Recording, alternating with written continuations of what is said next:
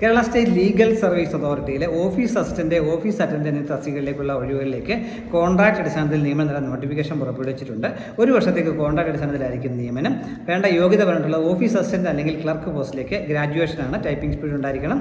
അതേപോലെ നല്ല computer professions ഉണ്ടായിരിക്കണം. ഫയൽ മൂവ്മെന്റിനെ കുറിച്ചുള്ള നോളജ് ഉണ്ടായിരിക്കണം. ഓഫീസ് അറ്റൻഡന്റ് അല്ലെങ്കിൽ പ്യൂൺ പോസ്റ്റിലേക്ക് 10ാം ക്ലാസ് പാസ്സായവർക്ക് അപേക്ഷിക്കാൻ കഴിയും.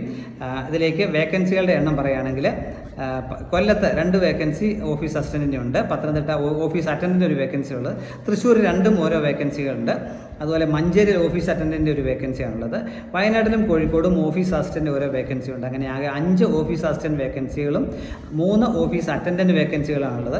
ശമ്പളമായിട്ട് പറഞ്ഞിട്ടുള്ളത് തിരുവനന്തപുരം, എറണാകുളം, കോഴിക്കോട് എന്ന ജില്ലകളിലാണെങ്കിൽ ഓഫീസ് അസിസ്റ്റൻറ്റ് 24,000 രൂപയും അതേപോലെ ഓഫീസ് അറ്റൻഡൻറ്റ് 14,000 രൂപയ്ക്ക് ശമ്പളമായിട്ട് ലഭിക്കുക.